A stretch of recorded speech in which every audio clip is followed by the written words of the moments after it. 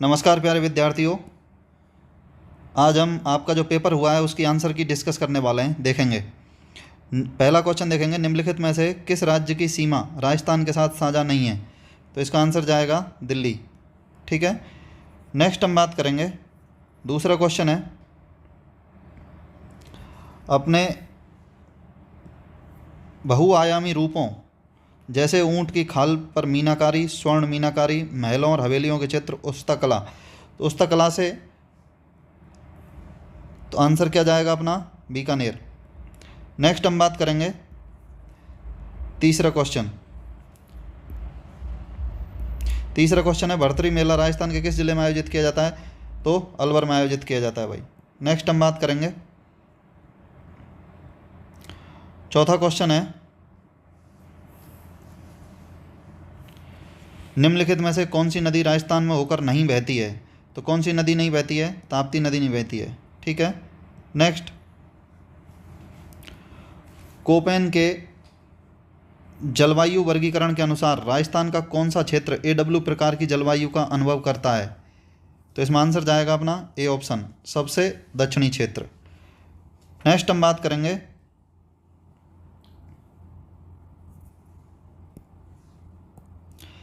Banas basin Rajasthan की किस भौगोलिक विभाजन का हिस्सा है? तो बनास जो है पूर्वी मैदान का हिस्सा हो गया। ठीक है, नेक्स्ट हम बात करेंगे पचपदरा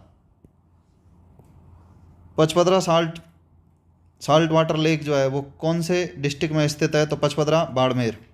नेक्स्ट हम बात करेंगे, क्वेश्चन है कि करौली जिले में कौन सा अभ्यारण्य स्थित है? तो कैला देवी है। नेक्स्ट हम बात करेंगे सफारी पार्क जयपुर के अंदर, ठीक है, जो तेंदुआ देखने के लिए लोकप्रिय है, तो झालाना डूंगरी। ठीक है, झालाना हो गया आंसर। नेक्स्ट हम बात करेंगे लाल दोमट प्रकार की मिट्टी राजस्थान के किस जिले में पाई जाती है? तो बांसवाड़ा में। नेक्स्ट हम बात करेंगे 11वें नंबर का क्वेश्चन है, निम्नलिखित में से किस जिले में राजस्थान का कुल वनाच्छादित क्षेत्र सबसे अधिक है? तो किस में सबसे अधिक है भाई? उदयपुर में। नेक्स्ट,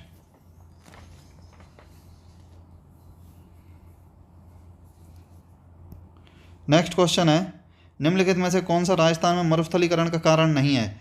तो मरुस्थलीकरण का कारण कौन नहीं है? जैविक खेती। नेक्स्ट हम बात करेंगे राजस्थान का राज्य पुष्प कौन सा है? तो राजस्थान का राज्य पुष्प कौन सा है भाई? रोहिड़ा। नेक्स्ट हम बात करेंगे राजस्थान सरकार ने जयपुर, उदयपुर और जोधपुर में वायु गुणवत्ता सूचकांक के बारे में जानकारी साझा करने के लिए कौन सा मोबाइल एप्लीकेशन लॉन्च किया था?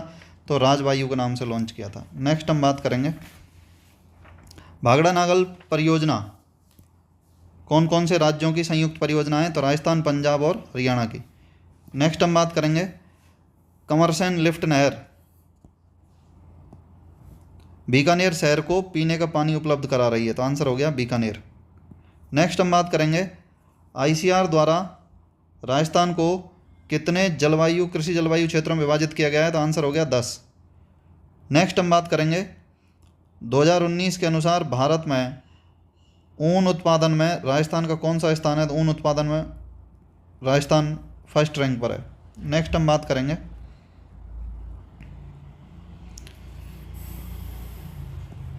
क्वेश्चन पूछा गया है कि निम्नलिखित में से राजस्थान में लंबाई की दृष्टि से सबसे छोटा राष्ट्रीय राजमार्ग कौन सा है? तो 71B। नेक्स्ट हम बात करेंगे राजस्थान में टंगस्टन कहाँ पाया जाता है? तो राजस्थान में टंगस्टन जो पाया जाता है नागौर। ठीक है, नेक्स्ट हम बात करेंगे जाखम बांध राजस्थान के किस जिले में है? तो जाखम बांध जो है वो प्रतापगढ़ में हो गया भाई। ठीक है, तो जाखम बांध हो गया प्रतापगढ़ में। नेक्स्ट हम बात करेंगे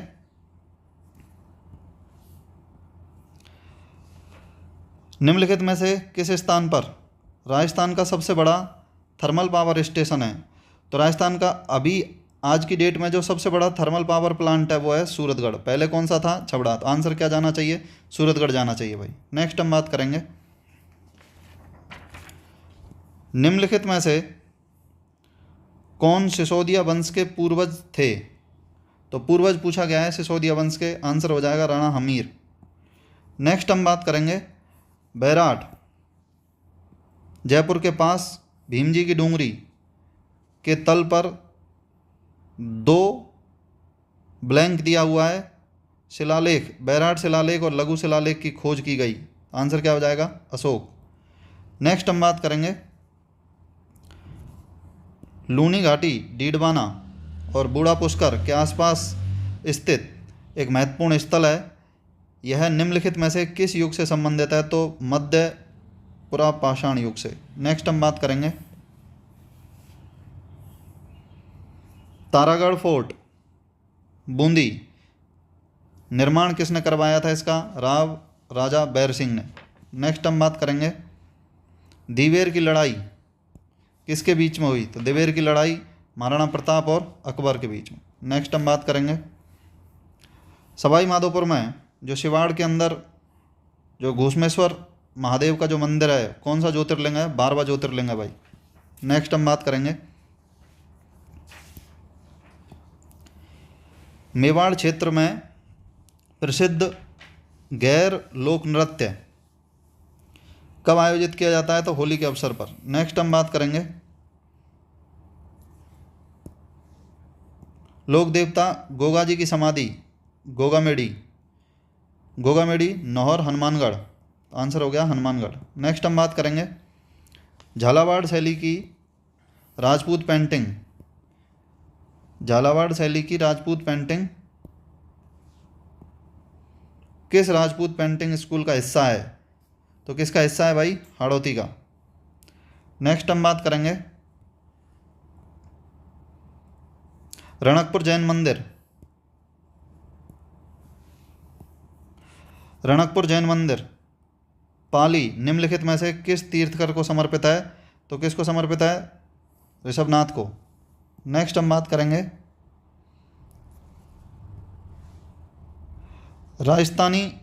राजस्थान की भाषा के लिए पहली बार राजस्थानी शब्द किसने प्रयोग में लिया था? तो जॉर्ज अब्राहम ग्रियर्सन ने। नेक्स्ट हम बात करेंगे निम्नलिखित में से कौन सा नाटक भवाई शैली में लिखा गया है जो राजस्थान में प्रसिद्ध है? तो आंसर हो गया जैस्मा ओडेन। नेक्स्ट हम बात करेंगे बूंदी किसान आंदोलन के नेता नैनूराम। नेक्स्ट प्रसिद्ध गजल गायकों में से कौन राजस्थान से संबंधित हैं? तो राजस्थान से आप सबको पता है जगजीत सिंह जी। नेक्स्ट हम बात करेंगे 1818 में अंग्रेजों के साथ संधियों पर हस्ताक्षर करने वाला जयपुर राज्य का शासक कौन था? सवाई जगत सिंह था भाई। नेक्स्ट हम बात करेंगे एक ही आंदोलन के नेता, तो एक ही आंदोलन के नेता कौन हो गए? मोतीलाल तेजावत। नेक्स्ट हम बात करेंगे भारत की स्वतंत्रता के पश्चात राजस्थान के गठन कितने चरणों में हुआ? तो राजस्थान का एकीकरण 7 चरणों में हुआ भाई। नेक्स्ट हम बात करेंगे निम्नलिखित में से कौन सी महिला राजस्थान से संबंधित है जो राजनीतिक जागृति और विकास का हिस्सा थी? तो अपना आंसर हो गया अंजना देवी चौधरी। तो ये तो आपके जीके के क्वेश्चन हो गए। अब हम बात करेंगे सब्जेक्ट के क्वेश्चन होगी। ठीक है, देखेंगे सबसे पहला question, which of the following 4 compartment of ruminant stomach is known as true stomach? यानी कि वास्तविक या यथार्थ आमाशय ट्रू स्टमक रूमिनेंट में किसे कहा जाता है भाई? एबोमेसम को कहा जाता है।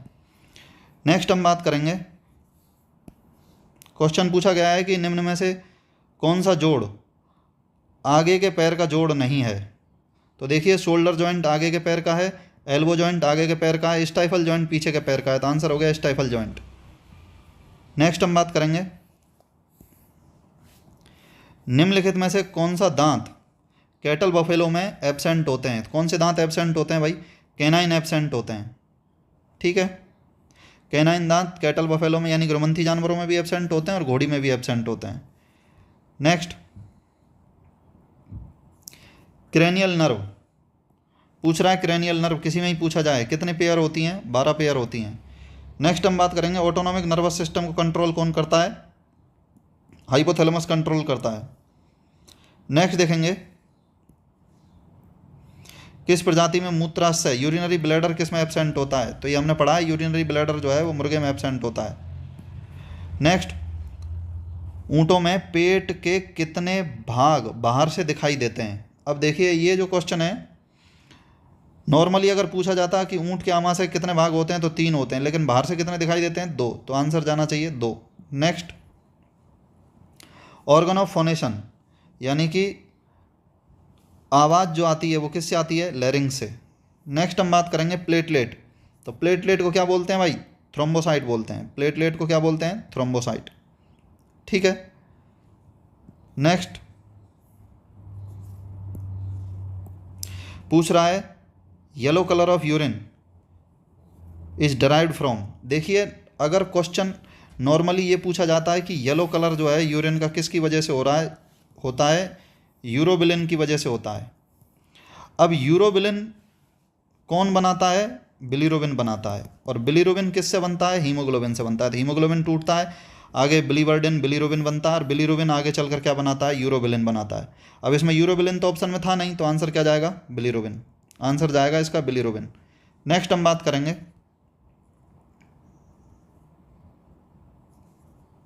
एटीपी की फुल फॉर्म पूछी गई है भाई, एडिनोसिन ट्राइफॉस्फेट। एटीपी क्या होती है? एनर्जी करेंसी होती है जिसके रूप में ऊर्जा का स्टोरेज होता है। नेक्स्ट हम बात करेंगे ईसीजी की फुल फॉर्म पूछी गई है, तो ये तो कई बार पढ़ाई गई है आपको, ठीक है। Electrocardiogram, ECG. ये तो हो ही नहीं सकता, ये भी नहीं हो सकता, और ये इलेक्ट्रिक कार्डियक ग्राफ, ये तो बिल्कुल ही गलत है, ठीक है। तो आंसर हो गया इलेक्ट्रोकार्डियोग्राम हो गया। Next, power house of cell, कोशिका का शक्ति ग्रह, पिछली बार भी आया था एग्जाम में, किसको कहा जाता है? माइटोकॉन्ड्रिया को कहा जाता है भाई। नेक्स्ट हम बात करेंगे which of the following is a water soluble vitamin, यानी कि जल में घुलनशील विटामिन कौन सी है?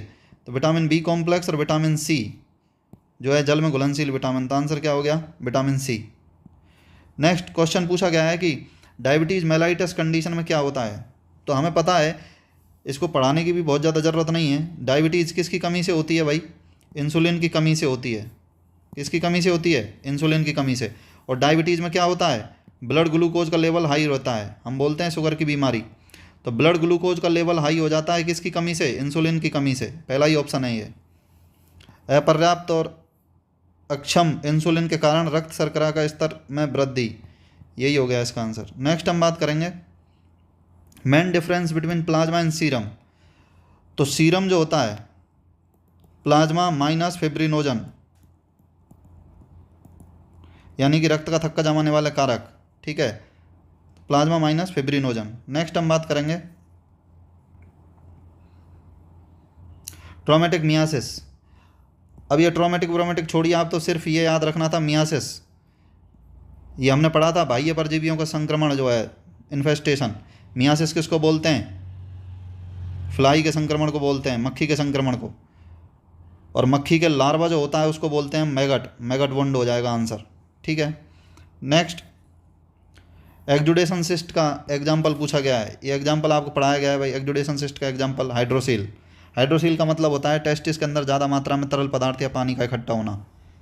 नेक्स्ट हम बात करेंगे बॉडी जो कैस्टेटर से जो कैस्ट्रेशन किया जा रहा है, कौन सा मेथड होता है? वो क्लोज मेथड होता है, यानी कि चीरा लगाने की ज़रूरत नहीं है, तो रक्त विहीन वधियाकरण कहा जाता है इसको। तो क्लोज मेथड हो गया आंसर, यानी कि बंद विधि। नेक्स्ट हम बात करेंगे कि अगर असामान्य गुहा में ब्लड इकट्ठा हो जाए तो क्या बोलेंगे? हेमेटोमा बोलेंगे भाई, कोई दिक्कत ही नहीं है इसमें। नेक्स्ट, ये क्वेश्चन आउट ऑफ सिलेबस था आपका, तो डरने की ज़रूरत नहीं है, ये सबके लिए आउट ऑफ सिलेबस था। Unit of absorb dose of x-ray is called as rad, radiation, rad बोलते हैं भाई, ठीक है। नेक्स्ट, ये भी आउट ऑफ सिलेबस ही था ये। विच ऑफ द फॉलोइंग ऑर्डर, यानी कि वुंड हीलिंग जो होती है वो किस क्रम में होती है? वुंड हीलिंग नहीं, सॉरी, फ्रैक्चर की हीलिंग, ठीक है। तो सबसे पहले तो क्या होगा? हेमेटोमा बनेगा, फिर सॉफ्ट कैलस बनता है, फिर प्राइमरी बोन कैलस बनता है, फिर सेकेंडरी बोन कैलस बनता है। तो आंसर क्या हो जाएगा? ए हो जाएगा। ये भी आउट ऑफ सिलेबस था, अगर आप इसको छोड़ के आएँ या करके आएँ कोई दिक्कत नहीं है, डरने की ज़रूरत नहीं है। नेक्स्ट हम बात करेंगे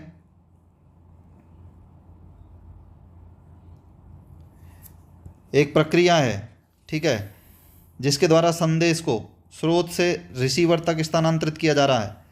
तो मैसेज एक से दूसरे को पहुंचाया जा रहा है तो इसको क्या बोलेंगे भाई? संचार बोलेंगे हम, कम्युनिकेशन। ट्रांसपोर्टेशन नहीं होगा इसमें, ऑब्जर्वेशन भी नहीं होगा, आस्किंग भी नहीं होगा। आंसर हो जाएगा संचार, कम्युनिकेशन। नेक्स्ट पूछा गया है एक autonomous association of person united voluntarily, यानी कि ऐसे लोगों का एक एसोसिएशन है, ग्रुप है, जो अपनी इच्छा के अनुसार एकत्रित हुए हैं और जिनके कॉमन इकोनॉमिक, सोशल और कल्चरल नीड हैं। तो क्या बोलेंगे हम? कोऑपरेटिव, यानी कि सहकारी समिति जो होती है उसमें सभी की भागीदारी होती है और जॉइंटली ओन्ड होती हैं, यानी कि स्वामित्व जो है वो लगभग सबका होता है उसमें। तो क्या हो जाएगा आंसर? सहकारी समिति हो जाएगा। नेक्स्ट हम बात करेंगे वह उपकरण जिसके माध्यम से केवल संदेश को देखा जा सकता है। तो देखा जा रहा है तो आंसर बोलेंगे सिर्फ विजुअल एड। नेक्स्ट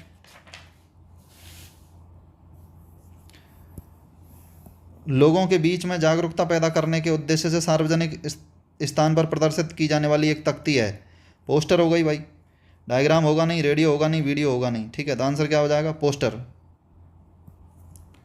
नेक्स्ट हम बात करेंगे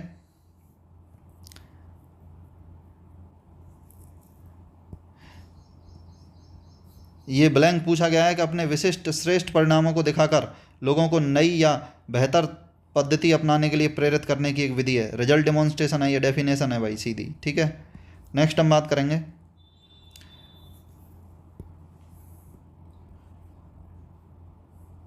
निम्नलिखित में से एक इलेक्ट्रॉनिक श्रव्य दृश्य माध्यम है जो समकालिक ध्वनि के साथ चित्र प्रदान करता है। तो रेडियो तो है नहीं, रेडियो तो सिर्फ क्या हो गया? ऑडियो हो गया। टेलीफोन भी नहीं है, कैलकुलेटर भी नहीं। आंसर क्या हो जाएगा? Television, TV, audio visual add है। नेक्स्ट हम बात करेंगे गॉट, बकरी, क्या बोल रहे हैं? कैप्रा हिरकस, ठीक है। ये सब आपको डिटेल में बताने की ज़रूरत नहीं है, सिर्फ आंसर की डिस्कस कर रहे हैं अभी हम। विच of the following animal do not have Roman, यानी कि किस में रूमन जो है वो एबसेंट होता है। तो रूमन किस में एबसेंट होगा? एरोमंथी जानवरों में। एरोमंथी जानवर इसमें ऑप्शन में एक ही है, पिग। नेक्स्ट हम बात करेंगे कि आनंद पैटर्न की जो सहकारी प्रणाली है, कोऑपरेटिव सोसाइटी हैं, उनके कितने स्तर होते हैं? तो 3 स्तर होते हैं भाई, एक ग्रामीण स्तर, एक जिला स्तर, एक राज्य स्तर, ठीक है। तो आंसर हो जाएगा 3। नेक्स्ट हम बात करेंगे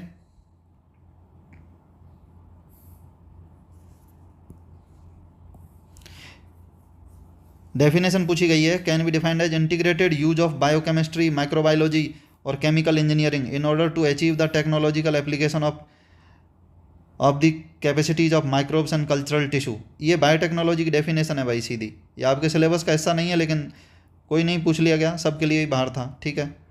नेक्स्ट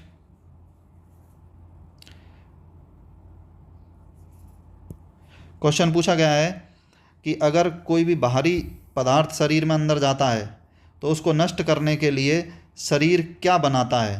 तो क्या बनाएगा भाई? एंटीबॉडी। नेक्स्ट हम बात करेंगे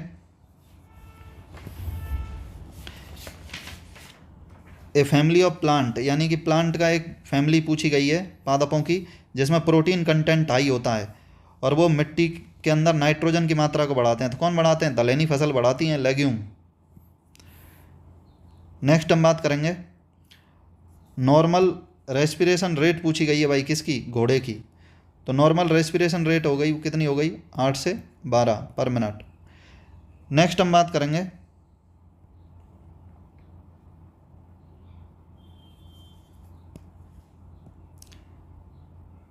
which of the following can not be categorize under class of enzyme, यानी कि निम्न में से कौन एंजाइम नहीं है? पेनक्रिएटिन, ट्रिप्सिन, पेप्सिन, ये सब एंजाइम है। इंसुलिन क्या है? हार्मोन है। तो आंसर हो जाएगा insulin. Next which of the following is not a accessory sex organ of male animal, यानी कि जो सहायक जनन ग्रंथियां हैं कौन सी नहीं है? सेमिनल वेसिकल तो है, प्रोस्टेट भी है, कॉपर भी है। आंसर क्या हो जाएगा? लैक्राइमल। आंसर हो गया lacrimal. Next father of Indian pharmacology, तो फादर ऑफ इंडियन फार्मेकोलॉजी, इसमें देखिए आप, इंडियन जो नाम है वो एक ही लग रहा है इसमें, सर कर्नल रामनाथ चोपड़ा, ठीक है। तो आंसर हो गया Ramnath Chopra ji. Office international dash एपिजोटिक, OIE, ठीक है। ये भी आपके लिए आउट ऑफ सिलेबस ही था, ठीक है। इंटरनेशनल ऑर्गेनाइजेशन है ये, फुल फॉर्म आजकल इसका नाम जो है OIE को क्या बोलते हैं हम, world organisation for animal health बोलते हैं। नेक्स्ट देखेंगे, ये तो सीधा क्वेश्चन था भाई, ठीक है। औषध विज्ञान की शाखा जिसमें दवा के अवशोषण, वितरण, उपापचय और उत्सर्जन का अध्ययन किया जाता है, फार्माकोकाइनेटिक्स बोलते हैं। क्या बोलते हैं? फार्माकोकाइनेटिक्स, यानी कि शरीर औषधि पर क्या काम करता है। नेक्स्ट पूछा गया है कि ब्लड ट्रांसफ्यूजन करना है, तो ब्लड ट्रांसफ्यूजन के लिए सोडियम सिट्रेट काम में लेते हैं भाई, ठीक है। Next, drug which administered orally, यानी कि मुंह के रास्ते जो दी जाती है, can provide relief from ruminal stasis by removing the primary cause और by facilitating the rumino reticular motility, यानी कि रूमन और रेटिकुलम की मोटिलिटी को बढ़ाने का काम करती है जो, ठीक है। तो आंसर हो जाएगा लिक्विड पैराफिन। क्या हो जाएगा भाई? लिक्विड पैराफिन, यानी कि रूमन की गतिशीलता को बढ़ाने का काम करती है। नेक्स्ट हम बात करेंगे फादर ऑफ मेडिसिन, तो फादर ऑफ मेडिसिन कौन हो गए? हिप्पोक्रेट्स हो गए भाई। नेक्स्ट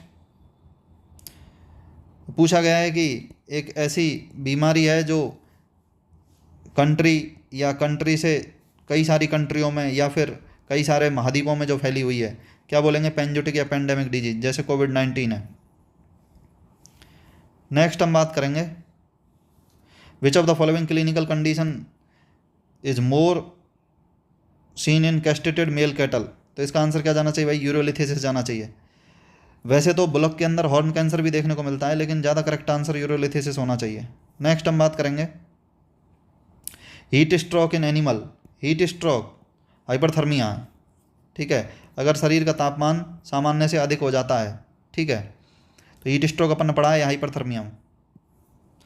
नेक्स्ट, जानवर के द्वारा अपने ही मल को खाना कॉप्रोफेजिया कहलाता है। क्या कहलाता है? कॉप्रोफेजिया। खरगोश में देखने को मिलता ही है। नेक्स्ट हम बात करेंगे एसिडिक यूरिन किसका होता है नॉर्मली, तो नॉर्मली एसिडिक यूरिन किसका होता है भाई? डॉग का होता है, कैनाइंस का होता है, ये हमने पढ़ा है, ठीक है। नेक्स्ट हम बात करेंगे कैटल बफेलो में जो FMD का वैक्सीनेशन, रीवैक्सीनेशन जो किया जाता है, वो एवरी 6 मंथ पर किया जाता है भाई। 2 डोज देते हैं ना अपन जनरली जो देते हैं, ठीक है। एक तो देते हैं सितंबर में और एक देते हैं मार्च में, 6 महीने के अंतराल पर, ठीक है। नेक्स्ट हम बात करेंगे रेबीज का वायरस ट्रांसमिट कैसे होता है, किसके माध्यम से ट्रांसमिट होता है, तो यूरिन से नहीं होता है, एयर से भी नहीं होता है, इससे भी नहीं होता है, इन्फेक्टिव लार्वा से, ठीक है, संक्रमित लार से। नेक्स्ट हम बात करेंगे प्रोजेनी ऑफ 2 स्पीसीज, यानी कि दो अलग अलग प्रजाति हैं और उनमें प्रजनन कराया जा रहा है, तो उनसे जो संतान उत्पत्ति हो रही है वो फर्टाइल नहीं है, यानी कि वो आगे चलकर जो है वो बच्चे पैदा नहीं कर सकती। ये एक्चुअली में जो क्वेश्चन है ये प्रजातीय संकरण का है। किसका क्वेश्चन है ये? प्रजातीय संकरण का, स्पीसीज हाइब्रिडाइजेशन, प्रजातीय संकरण का क्वेश्चन है। जैसे हमने पढ़ा है ना कि जो खच्चर होता है म्यूल, मेयर और जैक का क्रॉस है, ठीक है। मेयर यानी कि घोड़ी और जैक यानी कि गधा, ठीक। तो हमने पढ़ा था कि 2 अलग अलग प्रजाति के जानवरों में जब संकरण कराया जाता है तो जो संतान उत्पत्ति होती है, जो संतान पैदा होती है, ये खच्चर पैदा हुई, तो ये आगे चलकर हमने पढ़ाया था क्लास में कि आगे चलकर खच्चर पैदा नहीं कर सकती, यानी कि बच्चे पैदा नहीं कर सकती, स्टेराइल होती है। तो ये प्रजातीय संकरण की डेफिनेशन है एक्चुअली में, तो आंसर हो जाएगा प्रजातियों में, स्पीसीज। नेक्स्ट हम बात करेंगे हीमोरेजिक सेप्टिसीमिया, गलघोंटू, पास्चुरेला मल्टूसीडा, क्या है? बैक्टीरिया है भाई। नेक्स्ट हम बात करेंगे अंडुलेंट फीवर या मेडिटेरेनियन फीवर या माल्टा फीवर या बैंग डिजीज, किसको बोलते हैं? ब्रुसेलोसिस को। नेक्स्ट, सिंपल क्वेश्चन था ये, ठीक है। व्यक्ति की पिछली कुछ पीढ़ियों के पूर्वजों की सूची को, रिकॉर्ड को क्या कहा जाता है? वंशावली कहा जाता है भाई, पेडिग्री कहा जाता है। नेक्स्ट हम बात करेंगे एक ही नस्ल के 2 असंबंधित जानवरों के बीच प्रजनन कराना, ये एज इट इज डेफिनेशन है भाई, क्या बोलते हैं, आउट क्रॉसिंग बोलते हैं। क्रॉस ब्रीडिंग में तो क्या होगा, क्रॉस ब्रीडिंग में दो अलग अलग नस्लों के जानवरों के बीच में कराते हैं। जैसे गाय की नस्ल हम मान के चलें, एक जर्सी है और एक है थार पारकर, इन दोनों में क्रॉस कराया तो जर्सी अलग नस्ल है, ये भी अलग नस्ल है, तो क्या बन जाएगी, जरथार। ठीक है, तो आंसर हो जाएगा out crossing. Next, which of the following cattle breed is not a milch breed. ठीक है, यानी कि दुधारू नस्ल कौन सी नहीं है, तो आंसर क्या हो जाएगा, कांकरेज। साहिवाल, लाल सिंधी, थार पारकर ये सब दुधारू हैं, और कांकरेज कैसी है, डुअल पर्पज है। नेक्स्ट हम बात करेंगे, India has more than 50% of world buffalo population. ठीक है, 50% से ज़्यादा पॉपुलेशन है, लगभग 54 से 57% के आसपास है, तो आंसर क्या हो जाएगा, 50%। नेक्स्ट हम बात करेंगे, एनडीडीबी की फुल फॉर्म पूछी गई है, national dairy development board, national dairy development board. Next हम बात करेंगे, CSWRI, सेंट्रल सीप and wool research institute, Ambikanagar, Malpura, Tonk. Next question पूछा गया है कि भेड़ के अंदर गुणसूत्रों की संख्या कितनी होती है टोटल, तो 54 होती है भाई। ये किस में होती है, स्वाम बफेलो में होती है, ये होती है स्वाम बफेलो में।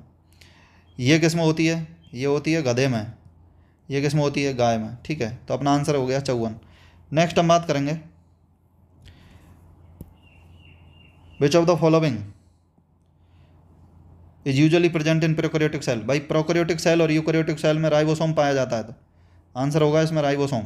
ठीक है, हमने पढ़ा है ना, प्रोकैरियोटिक सेल में 70S राइबोसोम पाया जाता है, तो राइबोसोम आंसर होगा। एंडोप्लाज्मिक रेटिकुलम एब्सेंट होता है, ये सब एब्सेंट है, आंसर होगा राइबोसोम। नेक्स्ट हम बात करेंगे, रुमंथी जानवरों में जो ओवेरी होती है, अंडाशय जो होता है वो कैसा होता है, आलमंड शेप होता है, बादाम आकृति का। नेक्स्ट हम बात करेंगे, डेफिनेशन दी गई है, ब्लैंक पूछा गया है, is the period when endocrine और gametogenic function of the gonad have first develop. यानी कि जो गोनाड हैं, गोनाड किसको बोल रहे हैं, प्राथमिक जनन अंग को, नर में तो बोल रहे हैं टेस्टिस, और मादा के अंदर बोल रहे हैं ओवेरी को, वो डेवलप हो जाएं और वो रिप्रोडक्टिव फंक्शन जो है वो शुरू कर दें। उस पीरियड को, उस एज को क्या बोलते हैं, प्यूबर्टी बोलते हैं भाई, यौवनावरंभ। ठीक है, नेक्स्ट, ये अच्छा क्वेश्चन था, बाकी बहुत इजी था क्वेश्चन। ये पूछा गया है कि विच of the following in which of the following female animal shortest oestrus phase. यानी कि ये कह रहा है कि मध्यकाल, हीट पीरियड सबसे छोटा किस में होता है, हीट पीरियड। तो गाय में कितना होता है, 12 से 24 घंटे का होता है।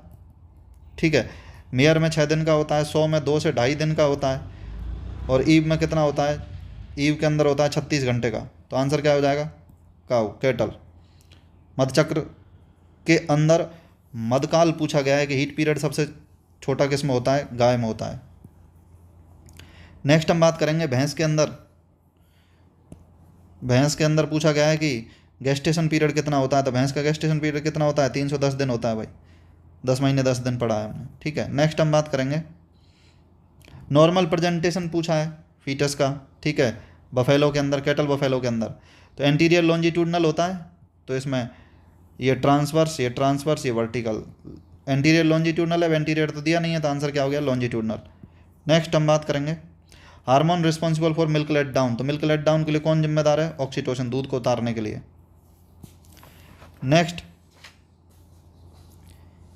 थॉइंग टेम्परेचर पूछा गया है भाई, कि जब आप कृत्रिम गर्भाधान कर रहे हैं तो जो सीमन स्ट्रॉ है उसको कितने तापमान पर 30 सेकंड से लेके 60 सेकंड तक आपको गलाना चाहिए। ये क्या है, एक्चुअली में अर्थ का अनर्थ कर दिया जाता है इसमें। ठीक है, हिंदी में तो ये एक्चुअली में है क्या, थॉइंग टेम्परेचर पूछ रहा है कि जब आपने LN2 में से जब स्ट्रो को निकाला आपने जार में से, ठीक है, तो स्ट्रो कैसी थी, उसके अंदर सीमन जो था वो सॉलिड था, यानी कि फ्रोजन था। उसको आपको तरल बनाना है तो गुनगुने पानी में उसको डालना पड़ेगा। उसका टेम्परेचर कितना होता है, हमने पढ़ा है 37 डिग्री सेंटीग्रेड 30 सेकंड के लिए।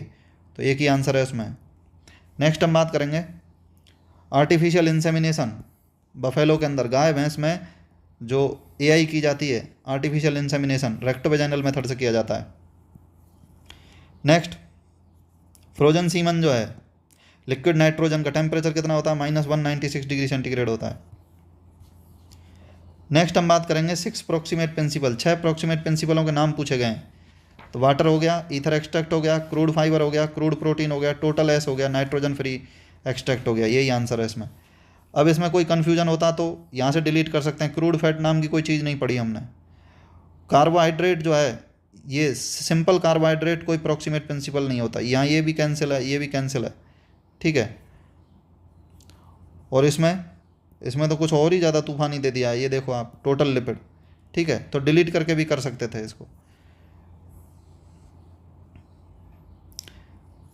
क्वेश्चन को क्या है, भौकाल की तरह दिखाया गया है। इसमें लंबे लंबे सेंटेंस दिए गए हैं। बाकी क्वेश्चन बहुत ईजी हैं, 2-4 क्वेश्चनों को छोड़ दें तो। पूछा गया है कि amino acid which can not be synthesize in body. ये डेफिनेशन लिखाई गई थी भाई, आवश्यक अमीनो अम्ल और आवश्यक वसीय अम्ल की। कि ऐसे अमीनो अम्ल जो शरीर में नहीं बनते हैं तो ज़रूरी होते हैं, इसलिए भोजन के रास्ते दिए जाते हैं, एसेंशियल अमीनो एसिड। नेक्स्ट हम बात करेंगे स्तनधारियों की तुलना में पक्षियों को कम पानी की आवश्यकता होती है, क्योंकि ब्लैंक दिया गया है, प्रोटीन उपापचय का अंतिम उत्पाद होता है। ये सीधे फिजियोलॉजी में बुक में दिया गया है कि जो मैमल्स होते हैं, जो जानवर हैं, उनके अंदर जो अंतिम उत्पाद होता है मेटाबॉलिज्म का, वो यूरिया होता है। और पोल्ट्री के अंदर होता है यूरिक एसिड। तो आंसर हो जाएगा यूरिक एसिड। नेक्स्ट हम बात करेंगे, पूछा गया है कि ब्लीडिंग डिजीज या डिलेड ब्लड कोएगुलेशन, यानी कि रक्त का थक्का जो है वो बहुत धीमे धीमे जम रहा है या फिर नहीं जम रहा है, किसकी कमी से होगा? विटामिन के की कमी से। नेक्स्ट हम बात करेंगे हे के अंदर मॉइस्चर कंटेंट जो है वो कितने से ज़्यादा नहीं होना चाहिए। पहली बात तो हे के अंदर मॉइस्चर कंटेंट होता कितना है? 12 से 14% होता है। और वैसे भी हमने पढ़ा है कि 14% से ज़्यादा अगर मॉइस्चर कंटेंट होता है किसी भी भोज्य पदार्थ में तो उसको हम लंबे समय तक संरक्षित नहीं रख सकते। आंसर हो जाएगा 12 से 14%। नेक्स्ट हम बात करेंगे बोन के अंदर कैल्शियम और फास्फोरस का रेशो पूछा गया है। सीधा क्वेश्चन है, कैल्शियम और फास्फोरस का रेशो 2:1 हो गया। कैल्शियम का फास्फोरस के साथ पूछा गया है। नेक्स्ट हम बात करेंगे B12 का नाम पूछा गया है भाई। विटामिन B12 को क्या बोलते हैं? साइनोकोबालेमिन बोलते हैं। राइबोफ्लेविन किसको बोलते हैं? B2 को बोलते हैं। एस्कॉर्बिक एसिड विटामिन C को बोलते हैं। बायोटीन B7 को बोलते हैं। आंसर हो गया cyanocobalamin. Live culture of non pathogenic organism which are administered orally. ये सीधी किताब में लैंग्वेज दी गई है भाई, प्रोबायोटिक की डेफिनेशन है ये। गैर रोगजनक जीवों का एक कॉम्बिनेशन है, एक कल्चर है जो मुंह के रास्ते दिया जाता है। अब हिंदी में पता नहीं इसको क्या ही कर दिया गया है, ठीक है। आंसर क्या जाएगा? प्रोबायोटिक। नेक्स्ट पूछा गया है कि पटेला जो है वो क्लासिफिकेशन के अंदर किस कैटेगरी में आती है? तो पटेला क्या है? सीसामॉइड बोन है। जानवर के शरीर की सबसे बड़ी सीसामॉइड बोन हो गई पटेला। और लास्ट है ब्रेस्ट बोन किसे कहा जाता है? तो ब्रेस्ट बोन किसे कहा जाता है? स्टर्नम को कहा जाता है भाई। किसे कहा जाता है? स्टर्नम को कहा जाता है। देखिए जीके का जो पेपर था, जीके का पेपर इजी था, उसमें कहीं कोई दिक्कत नहीं है। 1-2 क्वेश्चन थे बस, ठीक है, जो थोड़े ऐसे हैं। इसके अलावा सब्जेक्ट में 4-5 क्वेश्चन हैं वो ऐसे हैं जो आउट ऑफ सिलेबस हैं, तो वो कोई दिक्कत ही नहीं है। और 2-4 क्वेश्चन ऐसे हैं जिनकी लैंग्वेज जो है थोड़ी टेढ़ी दी गई है, ठीक है। तो घबराने की कहीं कोई ज़रूरत नहीं है, कट ऑफ भी उसी हिसाब से जाएगी, ठीक है। गुड लक भाई, और आपका परिणाम अच्छा आए, उम्मीद करते हैं आपको आपके अच्छे परिणाम की अग्रिम शुभकामनाएं।